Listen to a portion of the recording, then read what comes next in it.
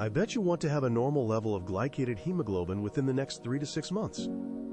If that's your goal, I can say that in some cases, it is impossible. But there's good news. You can significantly improve the situation by starting to change your diet. In this video, I will talk about the foods you should include daily. Let's consider 7 foods that I would include in every meal. These foods are rich in fiber, increase protein intake, and have anti-inflammatory effects. If you want to know which 7 best foods will help achieve a normal level of glycated hemoglobin, you're in the right place. Let's start with vegetables.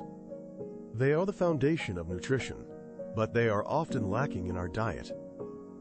I don't know if this has happened to you, but it surprises me. It is necessary to regularly eat the right amount of certain foods and exercise, moving more.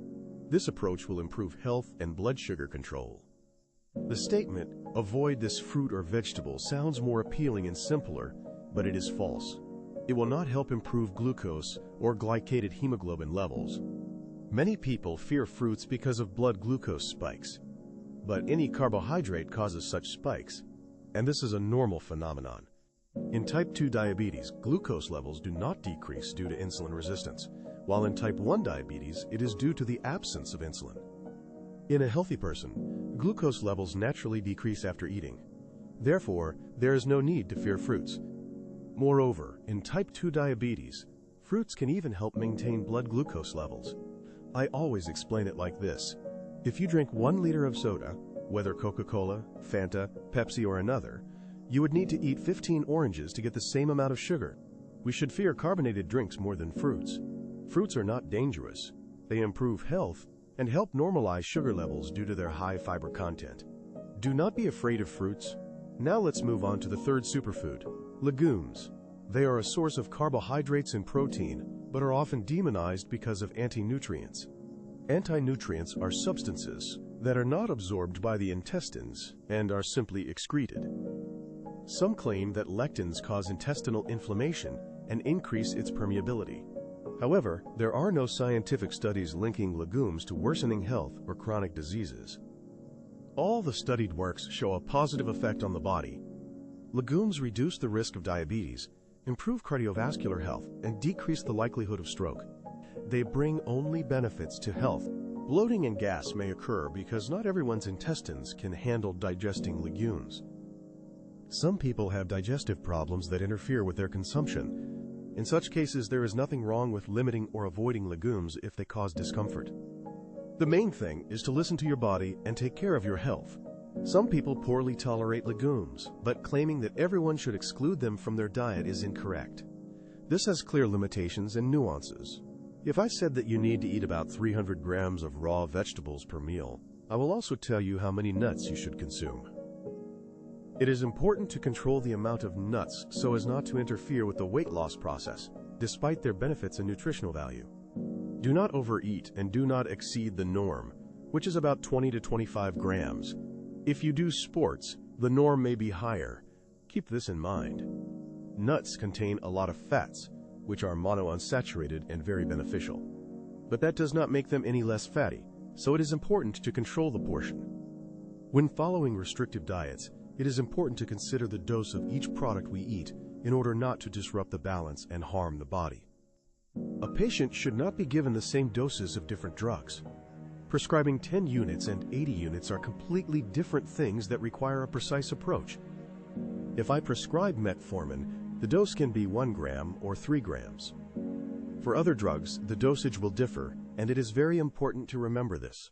As Paracelsus said, the dose makes the poison. The situation with food is exactly the same, and the food dosage must be strictly selected. To achieve the goal with the patient, you need to give the dose of food in the right amount, corresponding to weight, height, age, and level of physical activity. Fats are an important element, and probably the best fat is olive oil, which should be used with moderation. The soaking effect should be avoided when oil is poured on a sandwich so much that it starts dripping down the fingers and you have to lick your hands. The entire skin should try to use a dose of olive oil from 5 to 10 milliliters per day, including lunch and dinner. Often we overdo it with oil, adding extra calories unnoticed. Olive oil is very beneficial for diabetes, but it is important to carefully monitor the amount. This is very, very important for maintaining health and controlling weight. The sixth product is fatty fish. They are an excellent source of protein and omega-3 fatty acids, beneficial for the brain and reducing inflammation in the body. Fish such as salmon, herring, mackerel, and tuna are the best options for controlling blood sugar levels. It is enough to consume them twice a week. The ideal portion of fatty fish is about 100 to 120 grams. They provide the necessary proteins and omega-3 fats to maintain health. Now let's talk about the seventh product, meat. In the case of meat, it is better to prefer white meat rather than red for better health benefits. This does not mean that red meat is harmful, but we cannot fully guarantee its benefits as we can with white meat. Red meat is recommended to be consumed no more than once a week or even once every 2 weeks due to the associated health risks. Red meat is associated with certain risks, such as an increased likelihood of developing colon cancer, so caution is advised. Correlation between events does not always imply causation.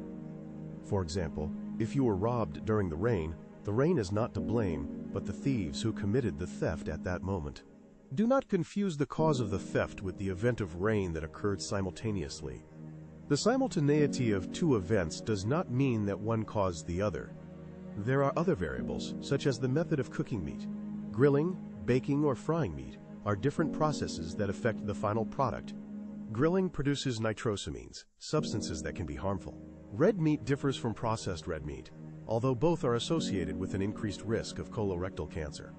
As a precaution, it is recommended to consume red meat no more than once a week or once every 2 weeks, preferring white meat or eggs, which are excellent sources of protein.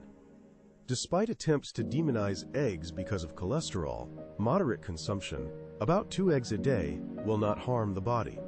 The recommended amount of meat is about 100 to 120 grams per day, roughly the same as fish. This is an optimal portion for a balanced diet. I hope this video was helpful. See you in the next episode. Hugs and wishing you good health.